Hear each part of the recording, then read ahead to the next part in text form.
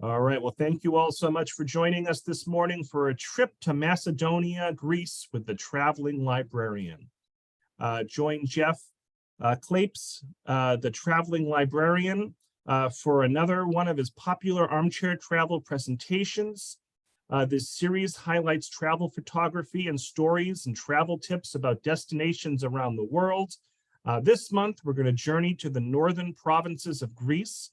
This is the land of Philip and Alexander the Great, and the ruins of their palaces and tombs are still waiting to be explored. It's also the home of the beautiful I knew I was going to do this. Thessaloniki. I got that Thessaloniki. Thessaloniki. We even practiced it. Thessaloniki, Greece's second largest city and stunning mountain censer as we head inland toward the border with Albania. So Jeff is the recently retired head of reference services at the Beebe Memorial Library in Wakefield, and he is an avid traveler and photographer. We again thank the Friends of the Tewksbury Library for sponsoring, and the Ashland, North Reading, Chelmsford, and Sharon libraries for partnering.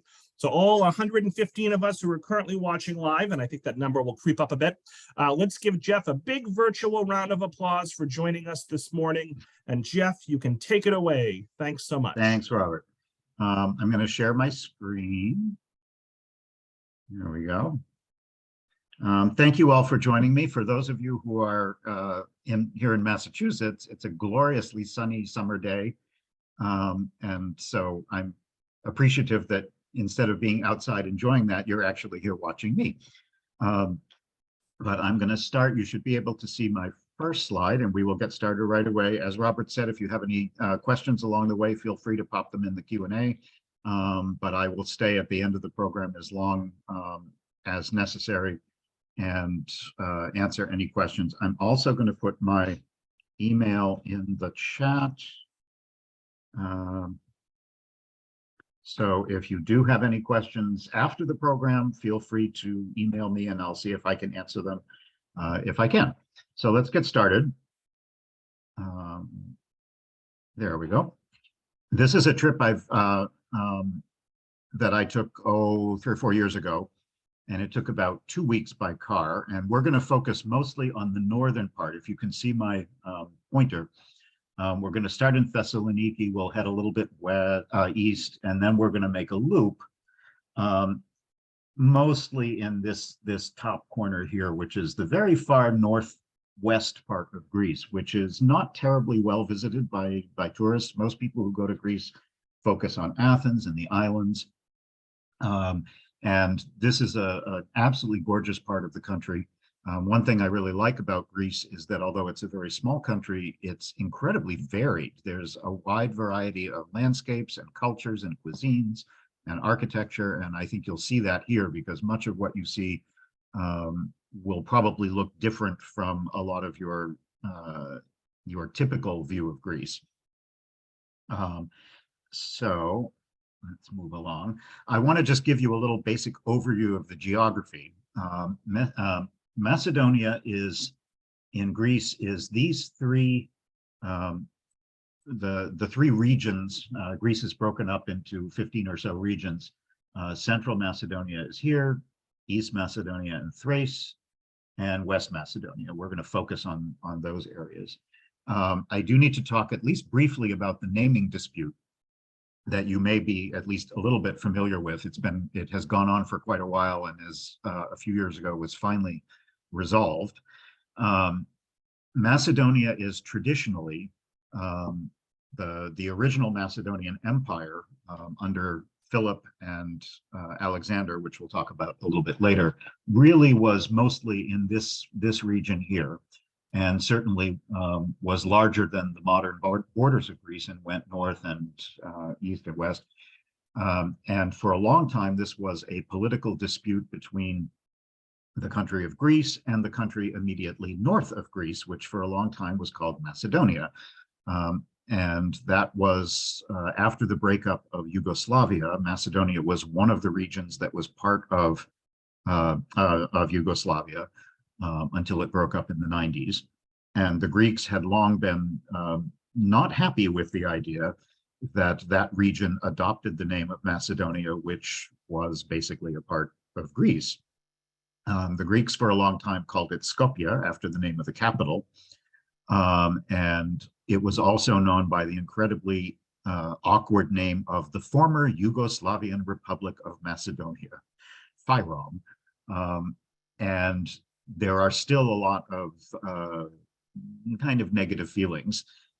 In 2019, so only 4 years ago, there was finally an agreement between the two countries, which is still controversial, but it has held, that country immediately north of Greece changed its name officially to North Macedonia. And that solved some of the problems. There are still definitely a lot of people, particularly in northern Greece, who don't think it should have any connection with the name of Macedonia because they feel Macedonia is uniquely Greek. So I won't go into that a lot today, but I do want you to be aware of the fact that it is still a political issue, even though it's been mostly resolved, at least officially, between the two governments and within the EU and so forth. But if you travel in this part of the country, it's important to kind of be sensitive to that dispute, because a lot of people in this part of the country will still refer to that country as Skopje.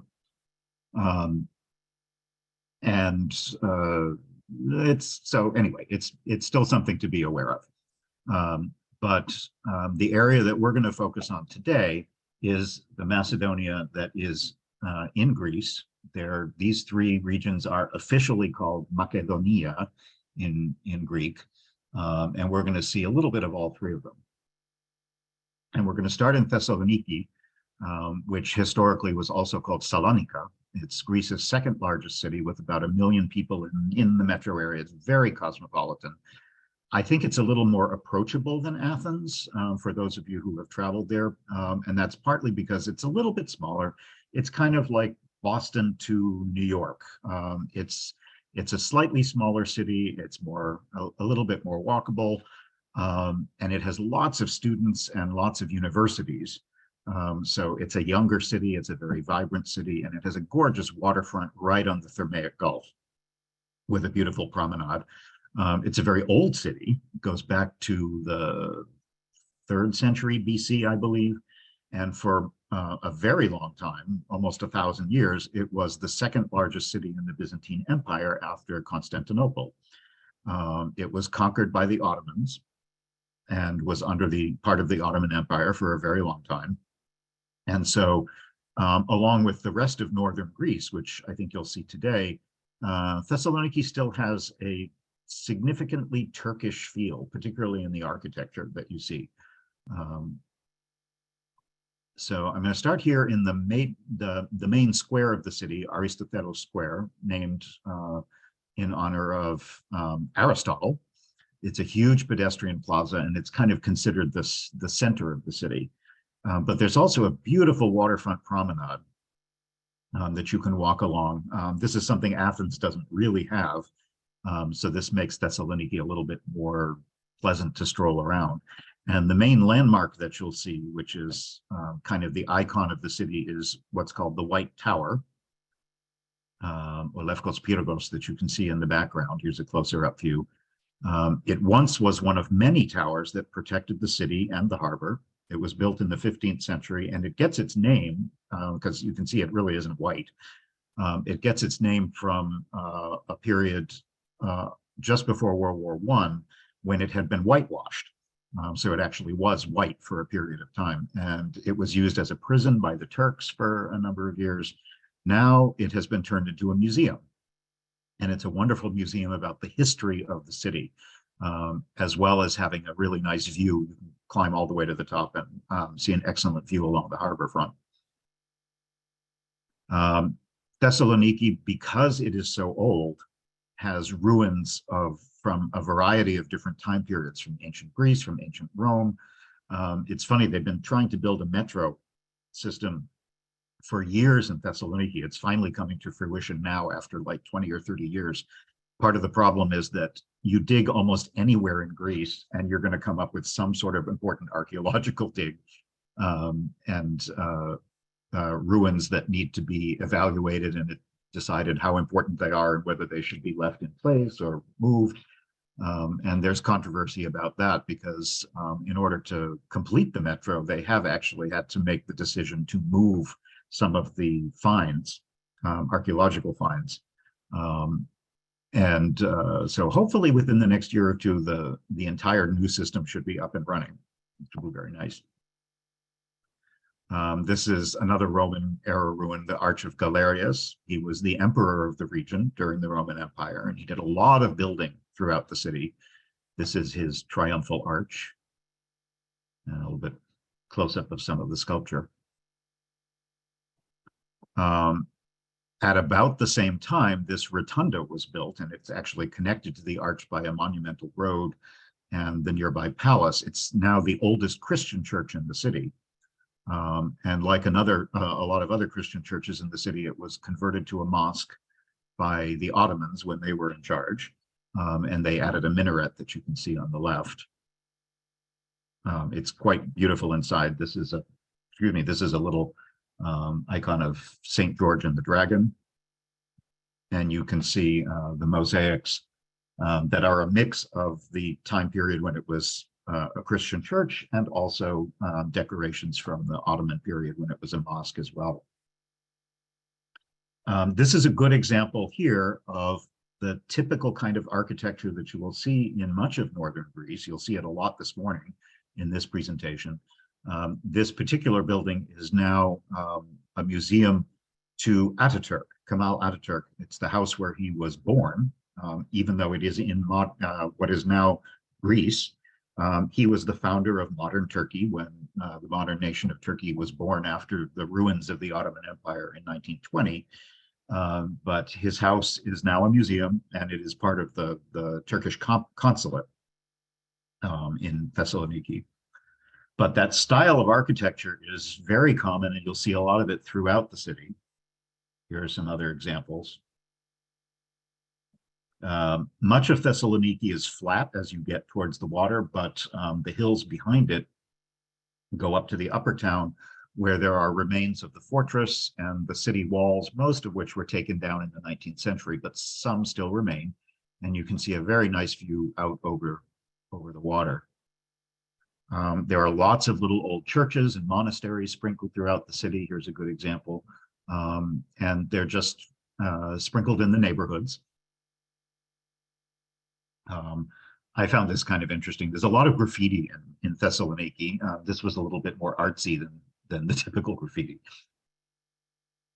And one of the main sites to see if you're there is the Church of St. Demetrius, Ios Demetrios. It's the largest church in the city. And that's partly because he's the patron saint of the city. So this is a church that was originally built in the 4th century, but it burned down. There was a big fire in Thessaloniki in 1917. And so the church was almost destroyed and completely rebuilt after World War II, finished in 1949. And even though it's a fairly modern church, it's quite beautiful inside and has some gorgeous artwork, carvings, sculptures, icons, and so forth. The little metal things that you can see on the right are common in many Greek Orthodox churches. These are called taumata. They're little votive offerings, and you can see there's little designs on them. Sometimes it's a picture of a person or a house or even a part of the body. And what they essentially are prayers that are designed to ask for help with something in particular, whether it be health or prosperity or a house or any number of things like that.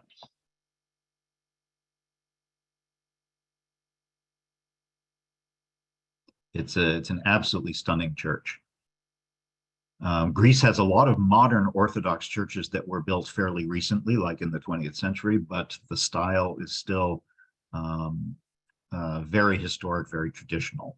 Underneath the church is a crypt, which used to be a bath in Roman times.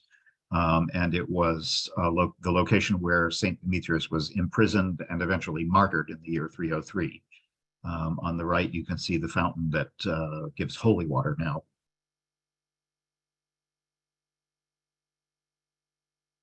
And as you stroll around the city, you'll see a lot of Ottoman era buildings. This is a Turkish bath, a hammam, mixed in with all the modern architecture. This is one of the pedestrian streets, big avenues, the boulevards that run down to the sea. A nice thing that I really enjoyed about Thessaloniki is that almost anywhere you walk in the downtown area, you have a view down the big streets towards the sea, which is quite nice. The main market of the city, I love markets. Those of you who've been to my programs before know how much I love to go to traditional markets. And near the Aristoteles Plaza is the main market of the city, where you can buy all kinds of products, food, fruits and vegetables, meats, fish, household goods, and so forth. Spices, nuts, and of course, olives. I'm partial to Kalamata olives because that's where the part of Greece that I'm from. But you can see there's a variety of different kinds to choose from. Here's another one of the Turkish hammams, just mixed in with all of the modern architecture. Close-up of the roof. And here's a good example of a very traditional Greek concept that we don't really have in a lot of other countries, even in Europe. This is called a periptero, and it's a kiosk. Most neighborhoods have them. You'll find them every few blocks, and they sell everything. You can get newspapers, magazines, cigarettes, lottery tickets, chips, beverages to drink, ice cream, you name it, candy, all kinds of stuff like that. They're also a good place to get the local gossip. Every neighborhood has one, and people tend to go to a particular periptero that's close to where they live. Some more views of the main downtown areas. And as I said, a lot of these streets have been pedestrianized and have plantings and park and so forth. This is a kuluri cellar. These are wonderful for breakfast. They're bread rings that are covered with sesame seeds. They're kind of akin to like a pretzel, but they're crunchier. They're not soft. And they're quite delicious with breakfast. And you can buy them all over the street. The city has an interesting mix of architecture. I was surprised to see the Art Nouveau and Art Deco architecture that is pretty common in the city, much of which was built after different earthquakes and fires and so forth throughout different time periods in history. So you see a mix of different styles. Another one of the major sites is Hagia Sophia, which means holy wisdom. There's a number of churches throughout Eastern Europe called something similar to Hagia Sophia. And it's one of the most important churches in the city, built in the 8th century, and it's modeled on the Hagia Sophia that's even more famous in Constantinople, now Istanbul. And like many of the other churches, it was at one point turned into a mosque. Here's another view of the outside. And the interior, which again, like all of the ancient monuments in the city, is just exquisitely decorated with carvings, real marble, and painting to look like marble. This is a much more recent Orthodox church. This, I think, was built within the last 30 or 40 years. And again, you can see it's an excellent example of a modern building that is built completely in traditional style. Unlike a lot of the churches that you see in the United States, which can be built in very modern style, regardless of the denomination they are. Many of the modern Orthodox churches still have a very traditional style to them. And you can't talk about Thessaloniki without talking about Alexander. We're going to talk about him a little bit more as we go along. This is a famous statue of Alexander the Great on the waterfront, not far from the White Tower that you can see here. There are all kinds of tourist boats that you can take around the area to see some of the coastline. And you absolutely must just stroll along the promenade, which is a good, at least a mile along the waterfront. and you'll go by many of the nicer hotels. Here's a good example of Art Deco architecture in the city. And eventually you'll get to the big Aristoteles Plaza, which fronts on the waterfront.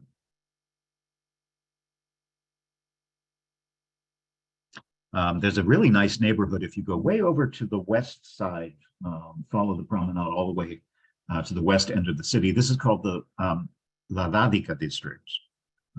And it's called that. Lavo is the Greek word for oil, as in olive oil.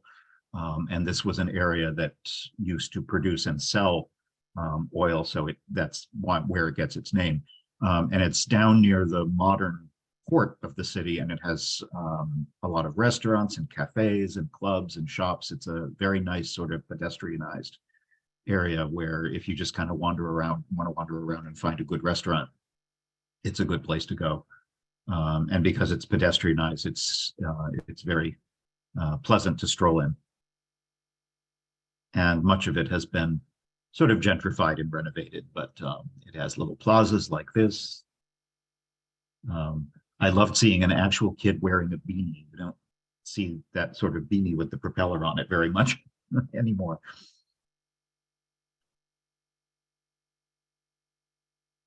We ate at a restaurant a couple of times. I fell in love with this restaurant because I really liked their food and the atmosphere. Full to meze, which means full of mezedes. Mezedes in Greek that's the Greek version of tapas. It's little small plates where you order a variety of small things, little appetizers, and you can make a whole meal out of them. And I wanted to show you a few examples. On the left is a meat stew with, I forget whether, I think that's fava. Fava beans are very common, particularly in northern Greece. And they make them into a puree with olive oil and garlic and spices and so forth. In the middle is a vegetable side dish that they call horta, which means that's actually where we get the word horticulture comes from horta, meaning plants or greens in Greece. And these are things like spinach and leafy greens. And the spinach would be the most obvious one, but there's all kinds of other different greens that are just sauteed with olive oil and garlic and lemon and so forth. Just next to it, that alarmingly pink food is actually a beet salad. Beet salad is a very common thing in side dish in Greece, and they make it a variety of different ways. This one was mixed with yogurt and garlic and spices and walnuts also. And on the right are, I forget what those were. Those might have been endive, stuffed with meat and rice and so forth, the way you'd stuff cabbages or you'd stuff peppers and so forth. And of course, every meal comes with delicious bread. And in this case, Retsina, which is a resinated wine. It's kind of an acquired taste. I love it. Tastes a little bit like turpentine. Depends on your palate, whether you like it or not. But I love it, and it's very refreshing, particularly in the summer. This is a view from the pedestrian promenade, and the mountains that you can see way off in the distance. It's about 50 miles away. That's Mount Olympus, which is across the bay, and on a clear day, it's quite visible off in the distance. And we're going to go take a trip through there very shortly. And this is a view along the coastline from the top of the White Tower that I mentioned, along the waterfront over to the old port,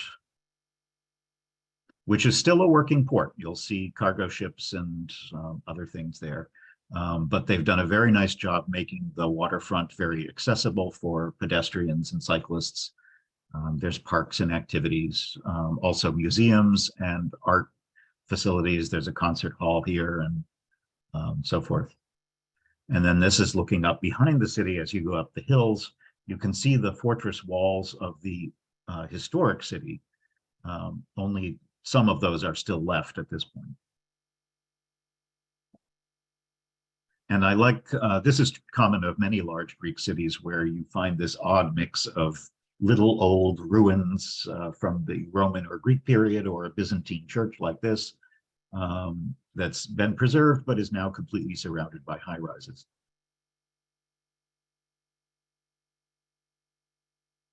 This is the old stock exchange. And again, another typical street where you can see right out to the waterfront.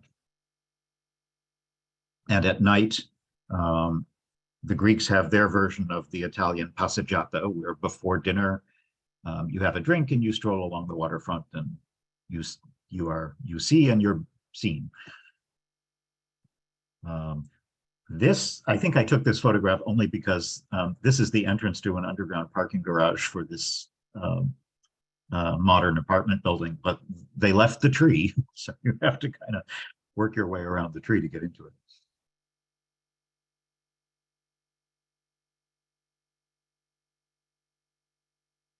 And there's a really bustling cafe scene, particularly along the waterfront.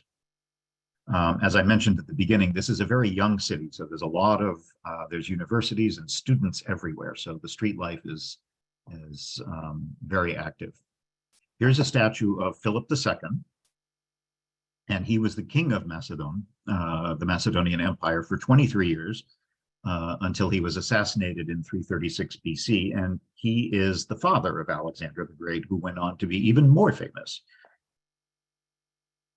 And if you're interested in history, you absolutely must go to the Archaeological Museum, which has an excellent collection both of ancient artifacts and also from the Byzantine era. There's even a separate Byzantine museum if you really like that stuff. On the right is a very famous,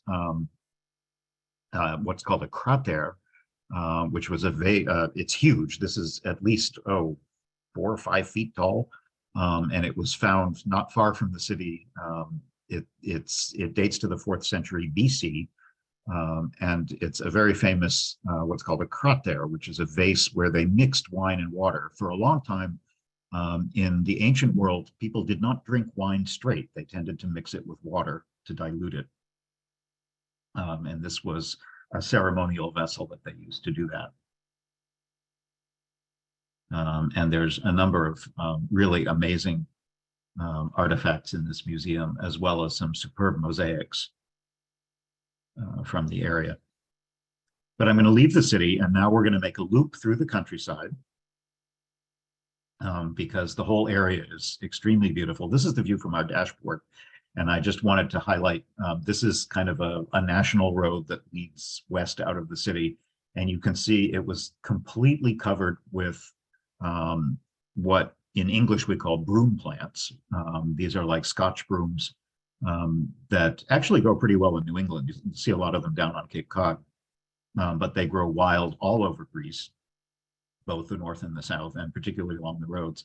And we were there in the spring, so the wildflowers were just gorgeous because it was a perfect time for them to be blooming. But we're going to head, actually, before we head west, we're going to take a quick trip east just to see a couple of important sites. Kavala is a very old port city on the border with Thrace, Thraki. It's not huge, it's only about 60,000 people.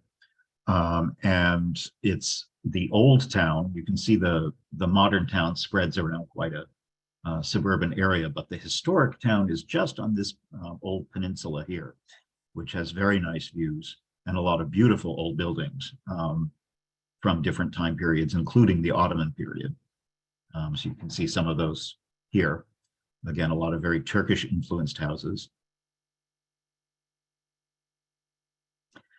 It was the home, this city was the home of Muhammad Ali Pasha, who lived in the late 18th and early 19th century. He was actually ethnically Albanian, although he was born in this house in Kavala, and he became a very important Ottoman leader for a long time. He was the governor of Egypt, and he's actually considered to be the founder of the modern state of Egypt, which at the time was a district, an independent district under the Ottoman Empire. And here's a statue to him. He was also known as Mehmet Ali. Here he is again near the Orthodox Church in the center of the old town. There's some beautiful architecture. And and a wonderful old mosque that just had the most beautiful colors inside.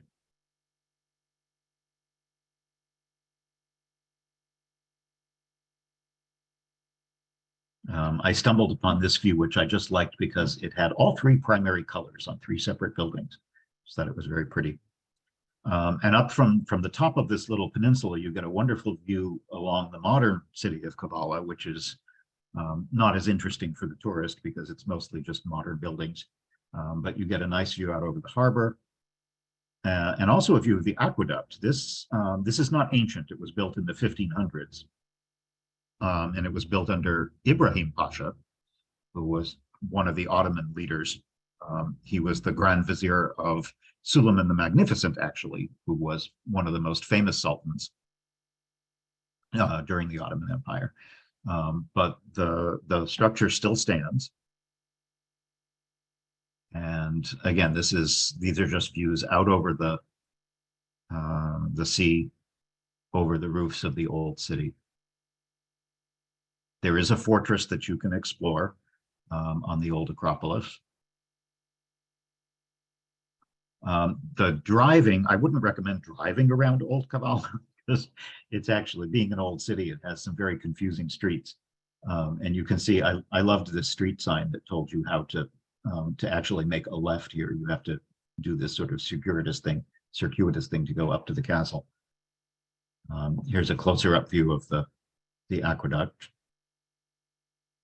And very typical street life. We were strolling around the morning, and here are all the local guys sitting around in the cafe getting their morning coffee and sharing political news and so forth. This building is what's known as an imaret, and it was built in the early 19th century. It's a sort of, at the time, again, this is the Ottoman Empire, this was a combination of, it was like a hotel. It was a combination of a place to stay, an inn for travelers, and also the poor, but also a soup kitchen and provided food. It was in very bad shape for a very long time, and was very recently renovated into a luxury boutique hotel. So if you want to stay in Old Kavala and want to drop 300 euros or so on a room, you can do it here. The rooms are really nice, and it has a superb view out over the water. Not far from Kavala, if we keep heading east, is an important archaeological site, now a UNESCO heritage site. In fact, just a couple of years ago, it got UNESCO status. It's called Philippi, and it's an old city that was renamed by Philip II, the father of Alexander. And after the Ottoman conquest, which happened in the 14th century in this area, it was pretty much abandoned. So now it's just ruins, mostly from the Roman era. But it has a wonderful ancient theater. This really is about the only part of the city ruins that predates the Roman era. This is more of an ancient theater. Most of the other ruins that you're going to see are from the Roman time period. And this is another of many places in the Eastern Mediterranean that St. Paul visited. He wrote, and if you're familiar with your New Testament, you know he wrote letters to the Corinthians, and he wrote letters to the Thessalonians, and anyway, he also wrote letters to the Philippians. And this is what he was talking about, this particular city. There's lots of poppies. It was wonderful to stroll around the ruins and see all the wildflowers, particularly with poppies in season. So Paul visited this city and wrote his letter to the Philippians around the first century AD, around the year 60, 61, 62. As a librarian, I was struck by the fact that they even had a public library in Philippi. And here, this is actually, this may not look like much, but it's archaeologically very important because it's a mosaic that actually makes reference to, if you can just see here, that says Pavlo, referring to St. Paul, his visit to the city. The countryside around the area is just gorgeous in the spring. We were there, oh, I want to say May, roughly about May. And it's a perfect time for Greece is at its best, I think, in the spring and in the fall, when the wildflowers are in bloom. The weather is pleasant. There's not as much. The prices are lower. It's not as crowded as it is during the summer.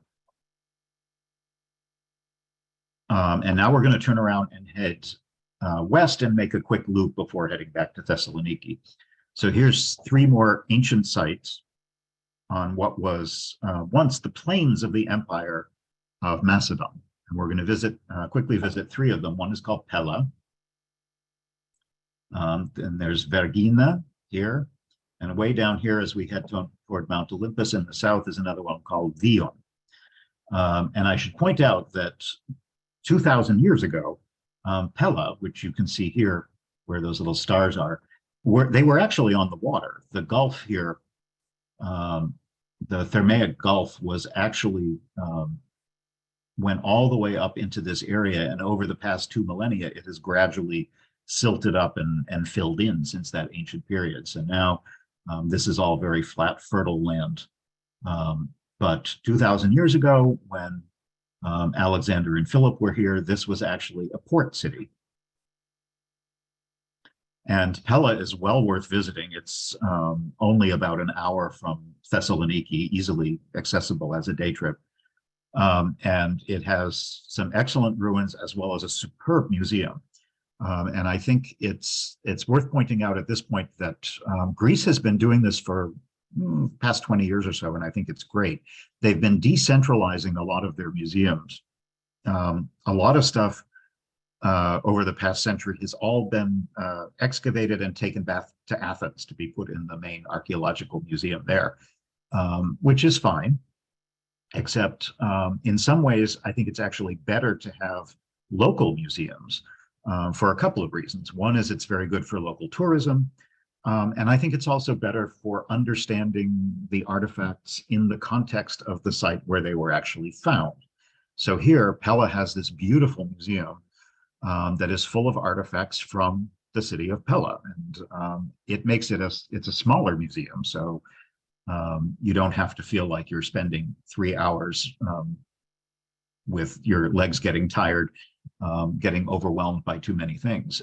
And everything that you're seeing is connected to the place that you're in. And I just think it's a better museum experience because it gives you just a better context of where the items were found and how they connect to the place that you're standing in. So Pella, being an important city in the Macedonian Empire, it was a place where the palace was. You can still see the ruins of the palace, and in fact, they're still being excavated, but they have just incredible displays of artifacts that were discovered here at the site. Here's a gold crown of olive leaves. And you can stroll around the extensive ruins, which are not just of the city, but also of the palace. During Alexander's time, this was the capital of Macedonia, the Macedonian Empire. And most of the palace that you can see is from the 4th century BC, the 300s. And that complex lies slightly to the north of where we are now and is still being excavated. So you can see it more from afar than actually wandering through it. But there's a lot of wealthy mansions and public market areas where you can get a sense of how the city was laid out. And there are some beautiful mosaics that are still in their original locations in the houses that they were originally part of. The ancient agora or forum was enormous. It's like a quarter of a mile on each side. And here you can see there would be a central plaza in the middle, the stoas along the side, which would have been covered areas with columns. And then each of these little alcoves would be a workshop, a store that made or sold different kinds of products.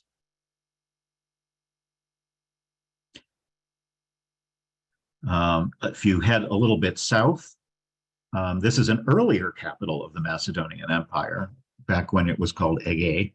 and it's now known as Vergina. And this is the site where King Philip II, was assassinated in 336 BC in the theater, and his son Alexander was immediately proclaimed king.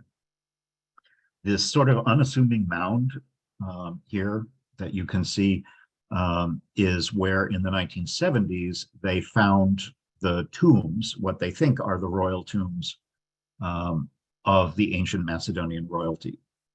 And now they've turned it into an excellent museum. And it's interesting, the museum is all underground. This little concrete thing that you can see here is the entrance to the tomb, and it leads you down underground where the museum is now located.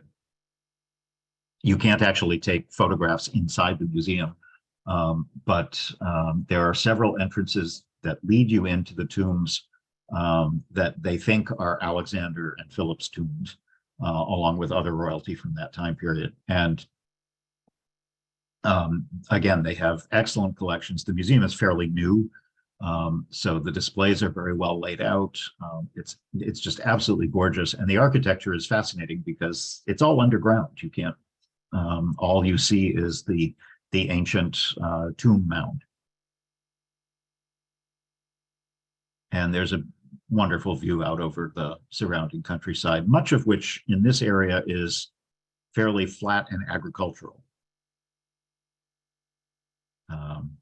I apologize for all the poppy pictures, but when the poppies are in bloom like this, you can't help but take lots of pictures of them.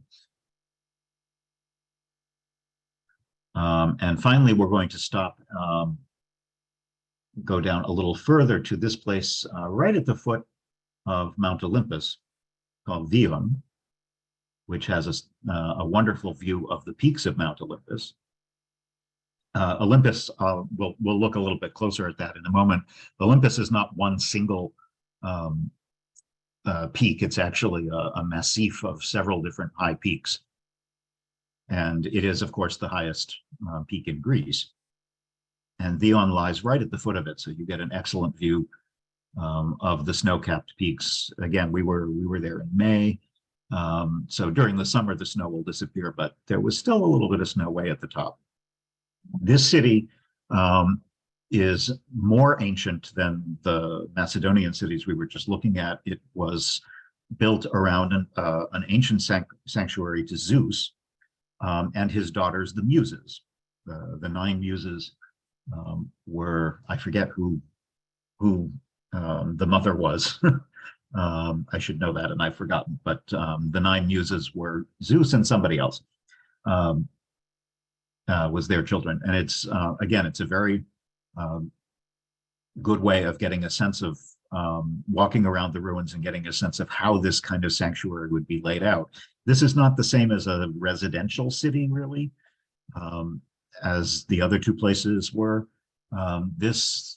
People would have lived here, and there would have been a lot of commerce and trade and so forth. But being a sanctuary, as opposed to a city, it had a slightly different role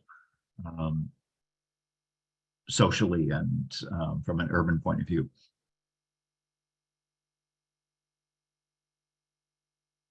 But it's a very pleasant place to go to. And I should point out, all 3 of these important sites are not very well visited. There'll be a few tourists there, but they, as important as they are historically, you won't be overwhelmed by tourists. Certainly not like some of the other places like Delphi or Mycenae and places like that, particularly those that are closer to Athens. So you're very likely to be able to visit these sites and have them almost to yourselves. Here's a public toilet, very public back in those days. And even some of the original streets have been excavated, and you can walk on them. This unusual looking thing is not a toilet, although it might look like one. These are measuring stones, because people who visited here would conduct commerce and trade, and these different sized holes were designed to consistently measure quantities of goods. Liquids, grains, things like that.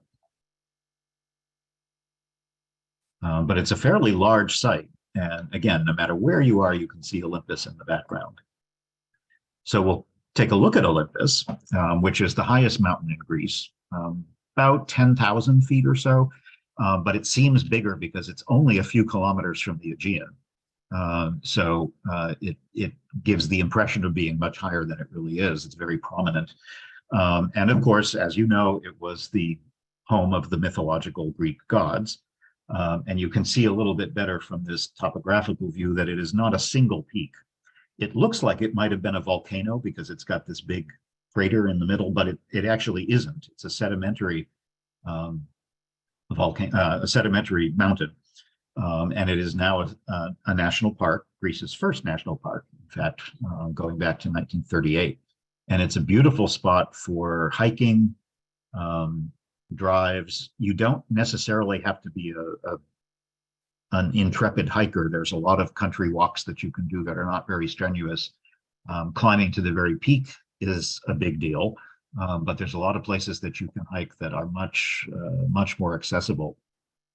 We stayed in a town called Litochoro, which is a very useful base for exploring the area. Not very big, only a few thousand people. And although it's not on the water, it does off in the distance, a few kilometers away, it has a beach resort that is part of the town as well, if you prefer to sit on the beach. But like the other places I've shown you, it's very Turkish in style, very Ottoman in style. And we stayed in this nice old guest house that had a very Turkish feel to it. Most of the places that you can stay, if you like this more traditional guest house, are very inexpensive in Greece. You can easily find one of these for under $100 US for two people with a homemade breakfast and private bathroom and so forth. Greece is definitely even now a very inexpensive place to travel. And Litochoro is a wonderful spot to stay if you want to visit this area, because there are some shops and restaurants. There's not a whole lot to do there, but it's a very pretty town, and it's very accessible to the foothills of Olympus, where you can do a lot of really nice hiking. And there's some pleasant architecture, the old church. But the big advantage to the town is how close it is to a lot of the best hikes in Olympus. Now, again, you could, if you're an experienced hiker or mountain climber, you can actually make it to the top of Olympus. But that's a pretty intense hike, and not something you're going to do in a day. But this gorge that is very close to Litochoro is great for taking walks just for the afternoon if you want easy day hikes. This is me in another 30 years or so sitting in a little Greek village watching the world go by. They also had a public library, which was not very impressive and was closed at the time we were there. And again, very typical Greek street life, mostly men, smoking, drinking coffee, having a cocktail, and discussing the news of the day. But we did do some hikes, and you can see here it's stunning landscapes as you get in closer and closer to the summit of Olympus. But we took a couple of hikes that were only maybe 2 or 3 hours, just up into the foothills, where along the gorge there's some spectacular scenery.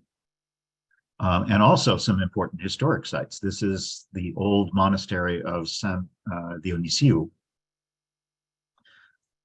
which still has a handful of monks. Many of the monasteries that you'll find throughout Greece, they're still working monasteries, but a lot of them have dwindled down from, scores of monks to now having 5 or 10 at most.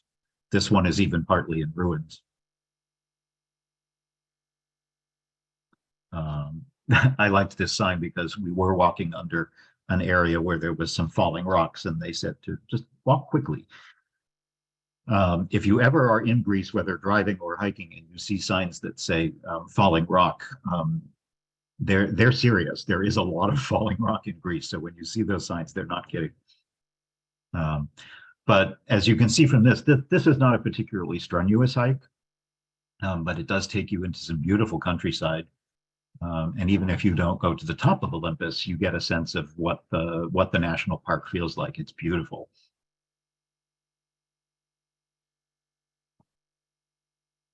I see a question in the Q&A about weather, and that's a good question because it depends.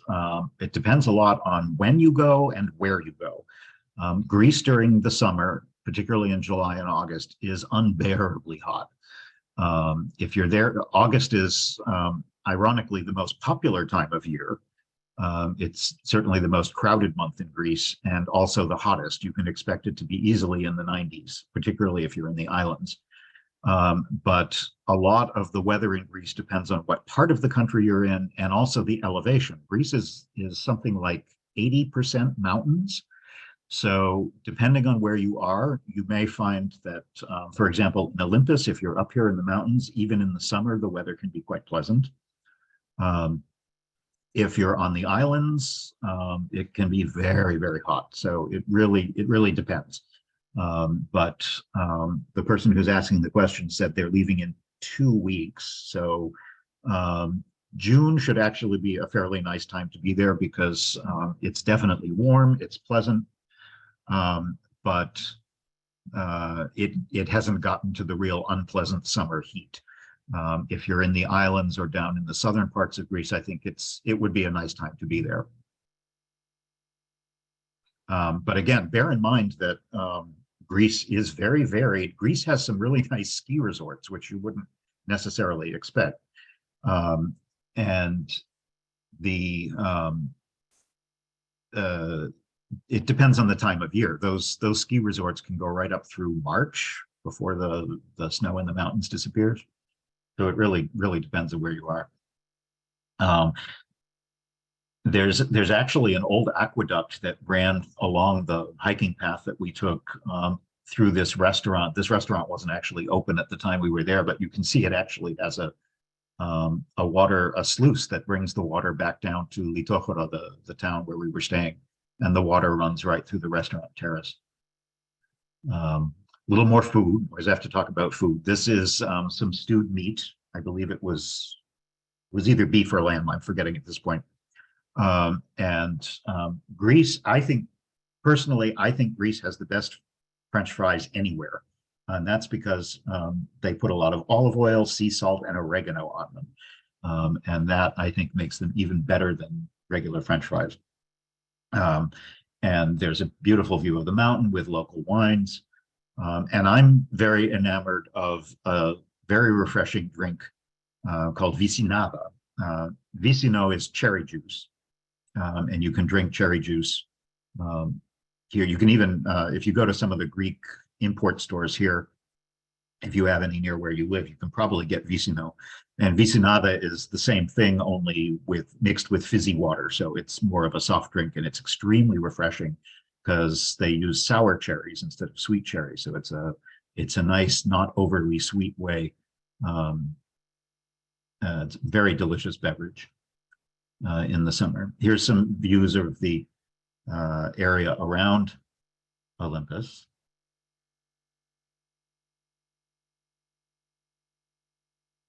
We made a tour around the foothills of the mountains and then headed north. And I'm going to take you up to Kastoria, which is another town that's in Greece. It's very well known, but to international tourists, they don't usually get up to this part of the country. It sits in the middle of Lake Orestiada, which you can see here. Kastoria is on this peninsula that kind of sticks into the middle of it. The name supposedly comes from kastoras, which is the Greek word for beaver.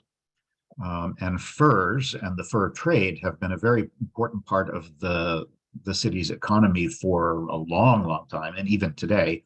Although these days, most of the furs are actually imported, they're not local.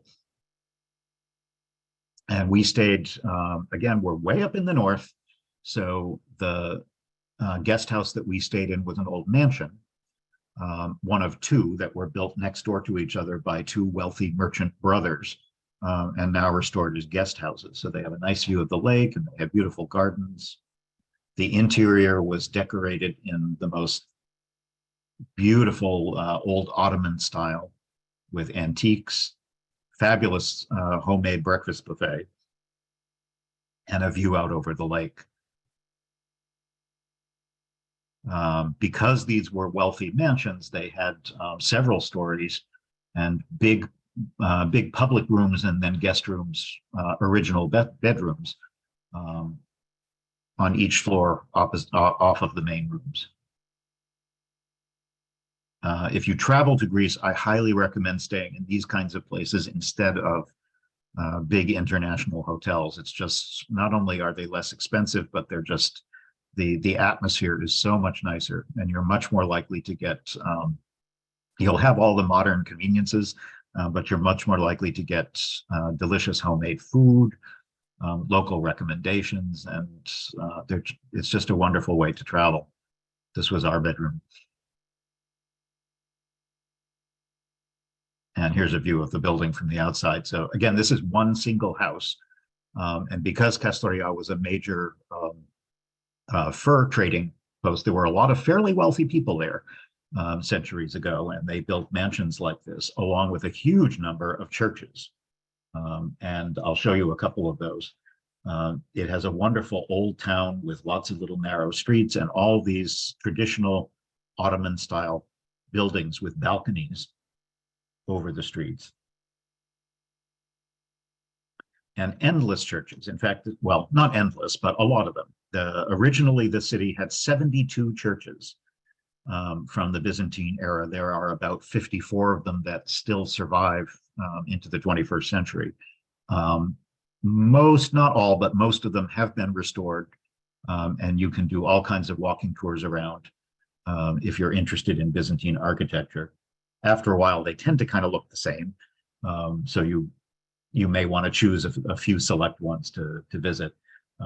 But as with most Orthodox churches, you'll see there's what's called an iconostasis, which is different from what you see in Protestant or Roman Catholic churches, where there are images of the saints and usually carved in wood, often gilded, and depending on the time period they were created in, they can have incredibly elaborate decorations.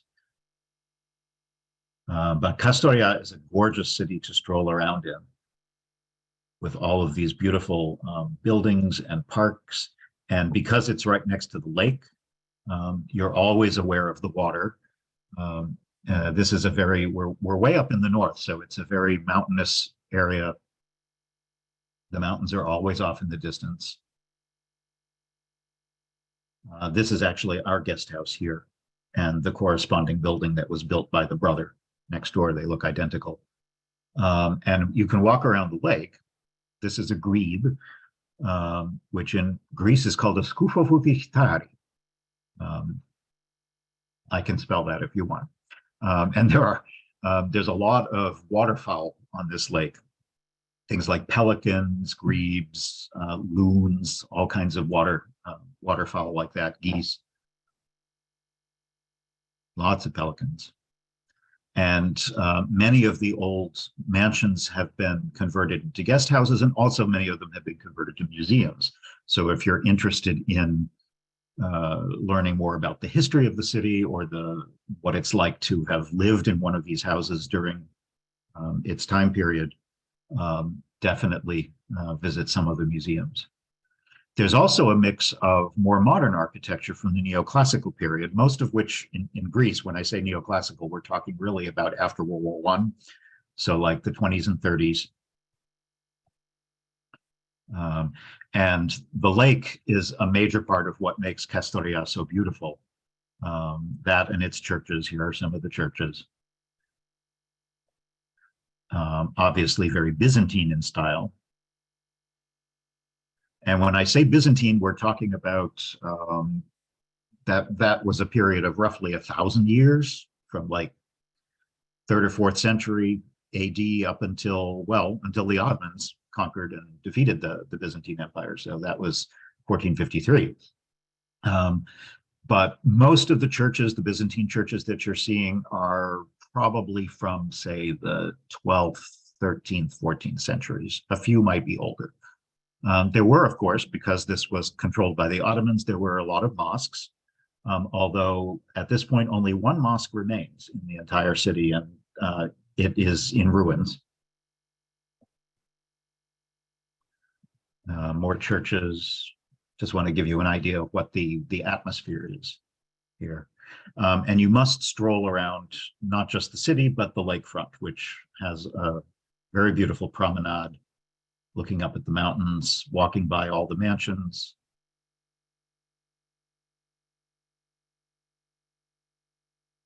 And the churches. And you can walk around the peninsula. You can drive up to the top. This is a view from, if you go to the top part, the peninsula is kind of like a little hill. It's not huge, but there's a nice view of the surrounding countryside and of the town. But you can walk around the peninsula. It's, maybe 3 miles total, and it's flat, so it makes a nice stroll. And most of the peninsula outside of the town itself is a park. So it's a very relaxing place to go cycling, to look at the waterfall. There's a lot of boating that you can do, and it's a very placid lake, so you can just go rowing or sailing or kayaking. And then when you get back, you can stroll the city again and find a good place to go eat dinner. Not far from Kastoria, on the south side of the lake, is an unusual thing. This is very un-Greek looking. Only about 15 minutes away from Kastoria. It's a recreation of a Neolithic lake settlement, because this whole area was settled long before the ancient Greeks were there. And this is from anywhere from 7,000 to 10,000 years ago. So obviously this is a reconstruction, but there is a working archaeological site here. And they have recreated what the lake village would have looked like. These would have been built on stilts over the lake. The southern part of the lake has a lot of marshland and grasslands, which is one of the reasons why the waterfowl like it here, because there's a lot for them to eat, and it's fairly protected.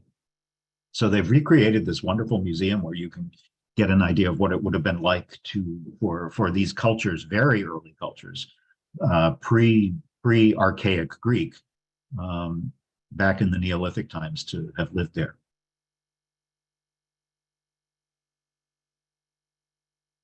And we're going to end the program by going up to the very top northwest corner of Greece, to an area of great natural beauty. And it's where 3 countries come together. So if you can see here, this border here, this corner down in the lower right corner is Greece. Up this whole area here is what is now called North Macedonia, the country immediately north. You can see on this map it was still referred to as Fyrom. And then over here, to the west of this border, this is Albania. So all 3 of the countries come together there. And all the green area that you see is now national park. It's been transformed into a transnational wetland park. All 3 countries came together to agree on this, to preserve this area. Much of it is wetlands. There's some beautiful historic villages. It was once, for a lot of the 20th century, was an unvisitable military border area, and there was significant fighting in this corner of Greece during the Greek Civil War, right after World War II. But now it's a very nice place to visit for outdoor tourism, if you like hiking and boating and bird watching.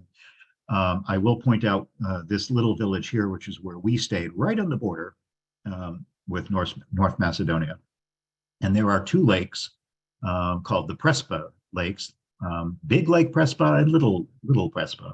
And the lake over here is called Lake Ohrid, which is very one of the most popular places to visit in North Macedonia. There's a town that on the north coast that is off this map. That's a very important place to visit if you ever go there.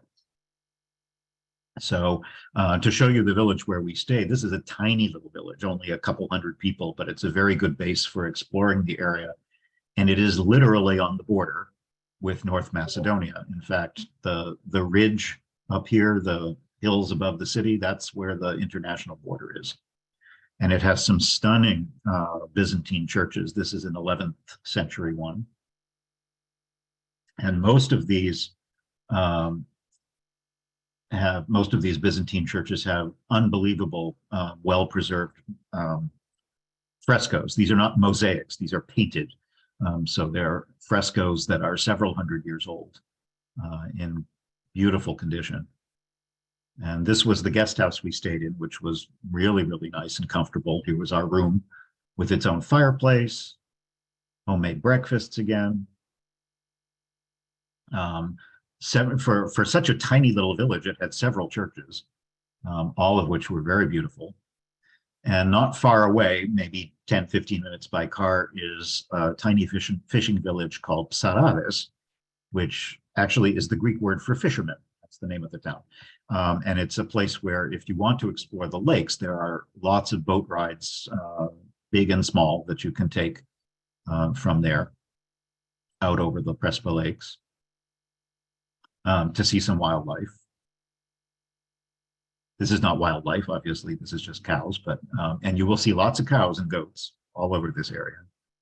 But if you're into bird watching, particularly water birds, the Prespa Lakes are an important place where many of these birds spend the summer. A lot of them are migrating from Europe to Africa, and this is an important stopping point along the way.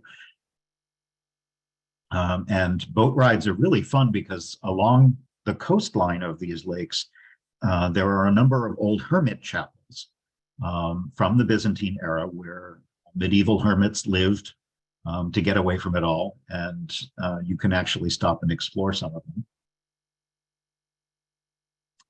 But the bird like pelicans in particular, there's lots of pelicans in this area. And so we took a boat ride just with a guy who spoke absolutely no English in a tiny little boat. And he took us around some of the areas not far from on the Greek side of where we were. The air looks very smoggy in this particular photograph because we happened to be there, unfortunately for us. It was a month where a lot of dust had come across the Mediterranean from Africa. That happens at certain times of year, and the seasonal winds carry dust particles. This is not pollution, this is just dust in the air. And depending on the time of year, you can end up getting some of that. And it didn't really, didn't cause any problem for breathing or anything like that, but it made the sky and the atmosphere just a little hazy. So it wasn't quite as good visibility as you would normally get. But yeah, we were in just a tiny little, basically a rowboat with an outboard motor on it, and he took us around to some of the areas along the cliff sides. You can go hiking all around the Prespa Lakes. Here is a good example of one of those cave hermit dwellings, which has a little church, a dwelling for the hermits, and it's accessible really only by boat.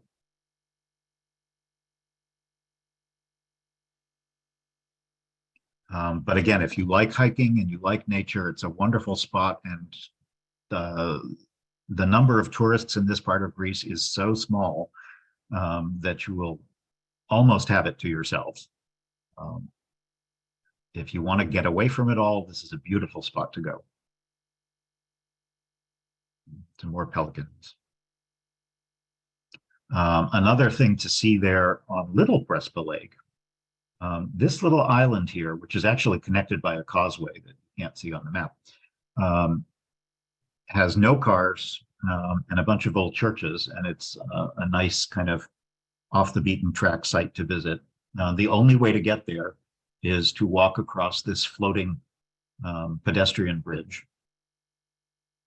And again, you can see just how marshy this whole area is. It's all wetlands. So you'll see a lot of typical bird life from the area, as well as livestock. They have pigs and goats and sheep. And the tiny little island has an amazing number of ruins on it for such a small place. This is a 10th century basilica. There are some wonderful Byzantine churches, and it's kind of like being on almost like on a boat, because you're floating on this island in the middle of the lake, completely isolated, but with beautiful views all around. I would love to go back sometime when the air was clearer, because obviously it would be much nicer. But there's a number of Byzantine churches to visit. I loved this one, which was very dark inside, but had this beautiful painted window with just little old, almost like folk art frescoes inside.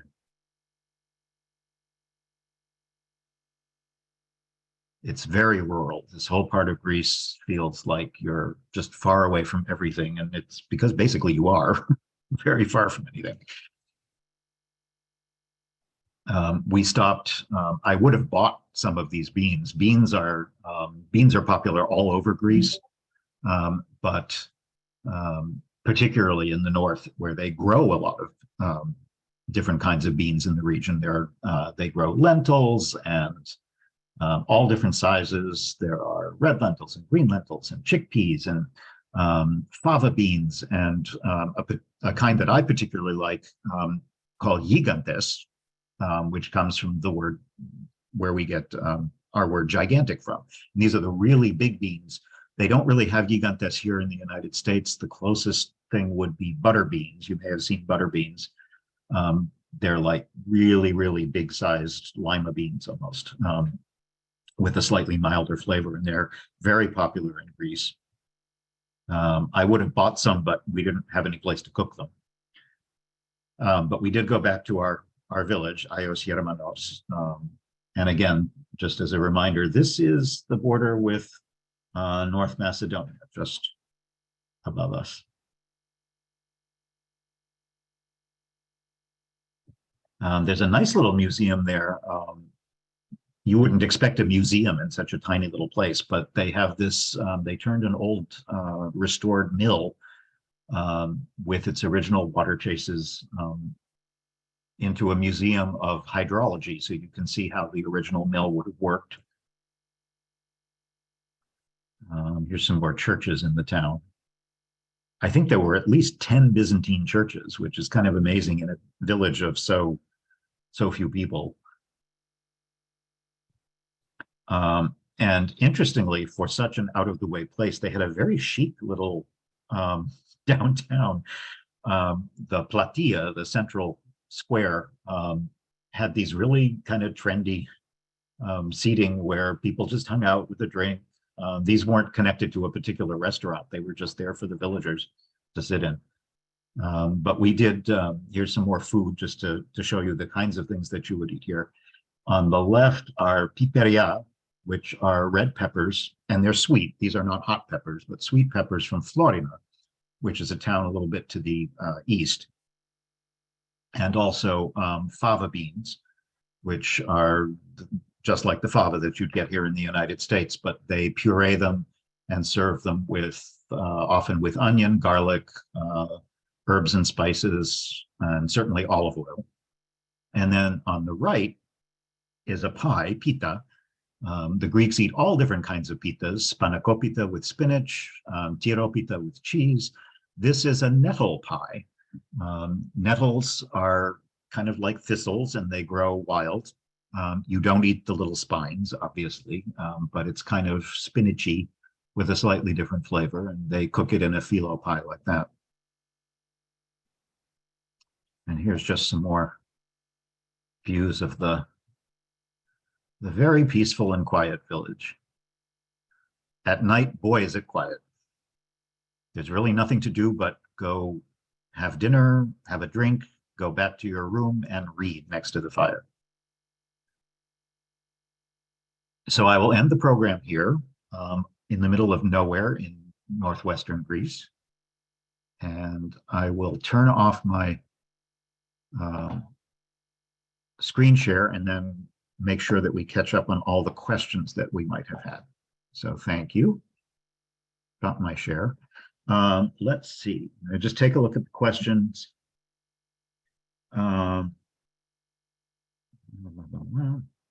Someone asked, oh, is North Macedonia still its own country? Yes, it is. It has been for quite some time. Skopje is the capital, which is kind of towards the northern part of the country. And the Greeks, because the Greeks did not like them using the name Macedonia, the Greeks for a long time, and even today, still often refer to the country, refer to the entire country by the name of the capital. They just call it Skopje. But Skopje is the capital today. And yes, it is an independent country made up part of what was once the former Yugoslavia that has now broken up into, if you can remember them all, the largest is Serbia, Slovenia, Croatia, Kosovo, Montenegro, and what is now North Macedonia. Those six countries, is that six, were once all together as Yugoslavia, and they broke up during the 90s during all the wars and at various different times. Kosovo, even today, is still not recognized. That's the one that's still contentious because Serbia and a number of other countries have still not recognized Kosovo's independence. But North Macedonia has been independent for quite some time, and it was only the name that was the problem because the historic province and empire of Macedon was mostly in what is now Greece. So the fact that this neighboring country had kind of tried to, from the Greek point of view, they had co-opted the traditions and the history and the glory of the Macedonian Empire, when really it had nothing to do with that particular geographic area. But again, it has been, for the most part, resolved, and the country is officially, internationally now known as North Macedonia. It is independent, and Skopje is the capital. Someone asked about the long name for Greek. Yes, a Skufo Vutihtari. I forget what Vutihtari. I don't know officially, but I'm drawing on my Greek. Vutihtari would probably refer to a bird that dives, a diving bird like a loon or any number of other birds that dive to go fishing and get their food. And skufo is a word that in Greek refers to having a hat or a cap. So I think, yes, literally it probably is a word that relates to the fact that this is a diving bird with an amazing hairdo. That's my guess. I can check with my Greek teacher, although I seem to remember talking to her about it, and she had never actually heard the word because they don't have them where she lives. Have any cities had flooding problems? I have not heard of any in northern Greece, but they certainly could. It really depends on weather. Greece, parts of Greece have had flooding, but it can be very specific to the local weather and the local geography. You may be referring to a lot of the problems that northern Italy has had recently. And it just depends on where the problems are at any given time. But certainly northern Greece gets more rain than southern Greece. So it's entirely possible they could have those kinds of problems, yes. Is a trip there only for those in great shape? Oh, no, not at all, definitely. Much of what I've showed you this morning is entirely doable by car. And many of the places that we visited were, they're fair, like the museums and the ruins and so forth are not, we're not talking about lots of high mountains or anything like that. You would definitely not have to be in amazing shape to see any of the stuff we've seen today. If you want to do hikes, there's a lot of places where you can go hiking, but again, most of the places I've shown you today, even in Mount Olympus, those were not strenuous hikes. If you can do even the kind of hikes that you'd find near in some of the state parks around the Boston area, it's definitely not, as long as you have reasonably good knees and decent walking shoes, you can do a hike without any difficulty. And many of them are places where you could do only as much as you want. So you could just walk an hour and walk back as far as you feel willing to do. The poppies are, somebody asked about when the poppies are in bloom. Most of them are, I would say most of them are in May, mid to late spring probably is the best time for that. I was just there in southern Greece. Just got back a couple of weeks ago, and the poppies were in bloom in the Peloponnese. So that was early May, late April, early May, and northern Greece is a little bit behind. So right now, actually, would probably be a good time to be there. The less traveled areas that we looked at today is enough English spoken to communicate. In the cities that we went to, certainly in Kastoria, in Thessaloniki, in the area around Olympus. Oh yeah, absolutely. Greece is actually, of all the European countries, Greece has the highest percentage of English speakers. About 50% of the population speaks at least some English, maybe not fluently, but certainly enough for tourism. If you learn any Greek, even if you learn like 10 basic phrases, they will love you for it and be extremely welcoming and friendly. And I don't think you'd have any trouble. And although English is less widely spoken in the little out of the way places, I wouldn't let that frighten you away, because you're going to certainly find at least some people who speak some English. Even way up in the Prespa Lakes, where we were like in the middle of nowhere in a tiny village. It's helpful to know a little bit of Greek, which I do, but it's certainly not absolutely necessary. Most accommodations without air conditioning in the summer months. Greece doesn't have a lot of air conditioning. They're just used to not having that. But up in the mountains, it's less necessary. It can get hot in the summer. If you're there in July and August, it's more likely to be hot. I would recommend just don't go to Greece in July and August. It's too hot. Go in the spring, go in the fall, and then you won't even have to think about air conditioning. How far away? Let's see, did I miss any? How far away from southern Greece and the Athens area? It's pretty far. If you fly, you could do it in a single trip. Greece does not have a particularly elaborate train system.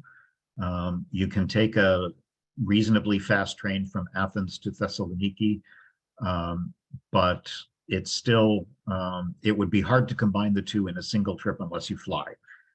It's a long drive, and you can fly. Athens to Thessaloniki is barely an hour on a flight, and the internal flights in Greece are fairly cheap. So I would fly from Athens to Thessaloniki for $100 and then rent a different car and drive around. Tell us about the cemeteries and elaborate tombstones. Greek cemeteries are kind of interesting because they have a lot of tombs that are built above ground, which are often because the ground in Greece is so rocky and so hard to dig in that they don't do a lot of it. In fact, a tradition in Greece and some other Eastern European countries is you get buried, and after a while they basically dig you up and put you in they put your bones in what's called an ossuary and bury somebody new in the ground, and it saves them from digging everybody up all the time. What population what percentage actually attend church? That's an interesting question, because the overwhelming majority of Greeks, like 98% of them, are Greek Orthodox, and the religion is still a very important part of traditional Greek life. Younger people are less likely to be really observant, but compared to, and they may not go to church as frequently, maybe only for the big celebrations, but compared to a lot of Western European countries, Eastern Europe and Greece are definitely more observant, more religious than, say, France or Spain or Italy or Germany, places like that where very, very few people actually go to church on a regular basis. But even in Greece, that's changing a little bit with the younger generations, but not as much as Northern and Western Europe. So a lot of people, even the young people, are still fairly observant to some degree, even though they may not go to church every single week. They still are reasonably observant. What's the location of my background? You mean my Zoom background? That is my family. My father's family actually is from the Peloponnese, the southern Peloponnese. And we have a house there, but not here. The village that's behind me is called Wakefield. It's a very well-known traditional village, and it's about 15 minutes from where we are. But it's a beautiful place to go see the sunset. Can you read the road signs? Yes, all over Greece. The road signs in Greece are in both the Greek and in the Greek alphabet, and also their Roman alphabet transliterations. So you don't have to know the Greek alphabet. You will see road signs in both pretty much all over the country. There may be a few isolated places way off the beaten track that are only in Greek, but for the most part, any main road signs on main roads are always in both alphabets at least. And GPS works extremely well in Greece. So if you have one, you can just have that in your rental car and you shouldn't have any trouble getting around. Can you hire a guide? Yes, sure. Why not? If you're in Thessaloniki, there are lots of, like many cities in Europe, you can book a day tour, a bus tour that will take you to a lot of the places we visited, or an overnight trip for a couple of nights. So if you don't feel like driving around on your own, you can definitely do that, although a lot of those will come from the larger towns. So you might want to book it in Thessaloniki, base yourself in Thessaloniki, and then take day trips. Are they tourist-based economies? Yes. There's a lot of agriculture still, but a lot of the places we've looked at today are there's definitely a lot of tourism. Tourism is, I forget what percentage of the Greek economy it is now, but it's big. It's like 30%. And it varies on the part of the country. Obviously, this part is less touristy than Athens and the islands and places like that. Late September, early October is an excellent time to go to Greece. It's probably one of my favorite times to be there. It's less busy, it's less crowded, it's cheaper, and the weather is excellent because it's not as hot. The air is nice and dry and clear, and like it's perfect weather. You can still go swimming. Yeah, definitely. I would say April, May, June, September, October, first half of November are wonderful times to be there. And is it possible to visit as a single female? Oh yeah, Greece is very safe for single women. I wouldn't worry about that, even in the cities. Excuse me, it is still a fairly male-oriented society traditionally, in terms of attitudes and things, but for safety, it's not a problem at all. Is there any Jewish population? Historically, yes, although it's much smaller. The Jewish population that worked its way all the way into Spain, if you remember any of your medieval history, you might remember that Ferdinand and Isabella in Spain, they kicked out all the Jews, Sephardic Jews for the most part, who were in Spain at the time. And so many of that population worked its way back east, and a lot of them ended up in northern Greece and other parts of Greece as well, where they were, I wouldn't say welcomed into the Ottoman Empire. But the Ottoman Empire was much more tolerant of different faiths and different backgrounds, as long as you paid your taxes. And that's making it sound nicer than it was, but it certainly was. Jews were in a better position in the Ottoman Empire than they were further west. So for a long time, Thessaloniki in particular did have a very large, I want to say it was something like at least a quarter of the population of the city were Jews. That changed in the 20th century, obviously, for reasons you can imagine.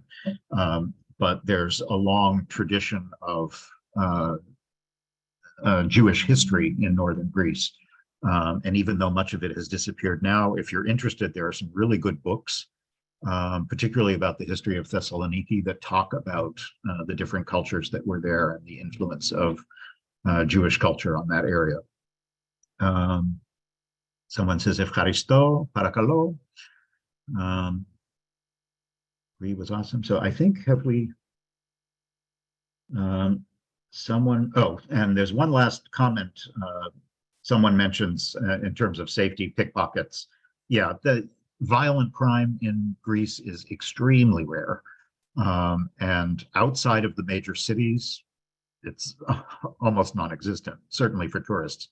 But as with traveling anywhere, pickpocketing is always an issue. Be careful whenever you're in big crowds or on public transit and things like that. Just keep an eye on your belongings. But Greece is certainly no worse for that than any other European country. And violent crime against tourists is extremely, extremely rare. Greece is definitely a perfectly safe place to travel. And when you get out of any of the major cities, someone says, have I read the Jeffrey Seeger books? I have, and yes, they're great. Do they reflect the Greece I know? Well, because they're crime novels, so I'm not really connected to crime syndicates in Greece, but I enjoy the stories are good. He's based mostly in the islands. I think one of his is in Athens, but they're crime mysteries, murder mysteries, crime thrillers. So, but yeah, he's very connected to modern Greece. So I think his descriptions of the life there, I think are pretty accurate based on what I've seen. So yeah, if anybody's interested in, if you like murder mysteries, Jeffrey Seeger has a number of, I think there's 4 or 5 now murder mysteries that are set in different places in Greece. And if you like it and like ones that have a sense of place, they're very enjoyable. I would recommend them. So I think we've hit all the questions. I think you have, Jeff. So Jeff, Okay, wonderful job as always. 2 thumbs up. Folks, I will send you an email tomorrow with a link to the feedback survey, link to this recording, information about some other upcoming virtual programs. Jeff's going to be traveling a bit in June, I believe, but we're going to host him. I think we're saying August, Jeff. We're going to find a date for sometime you in August. So Jeff will be back in probably a couple months, and we'll get things rolling again. In the meantime, we're doing armchair travel presentations just about every Tuesday morning at 10:30 Eastern via Zoom. So stay tuned for those. Jeff, any last words before we wrap it up? No, thank you for, I love sharing Greece with people, particularly the parts that are a little off the beaten track that lots of people don't know about. So I hope you appreciated going to an area that's lesser known. Robert, feel free to include my email in the message you send out tomorrow, because if anyone has any questions that you think of after the program's over, feel free to shoot me an email and I'll help you out if I can. And also, yes, I will be back in a couple of months. So if you have any requests, I can't guarantee I've been there, but if I have a program that's appropriate, tell Robert what kinds of places you're interested in, and we'll see what we can do. All right. Thanks so much, Jeff. Ευχαριστώ πάρα πολύ. All right. Have a good one, everyone. Hope you enjoy the rest of your day. Enjoy your travels, Jeff. Yep, thank you. Bye-bye, everyone.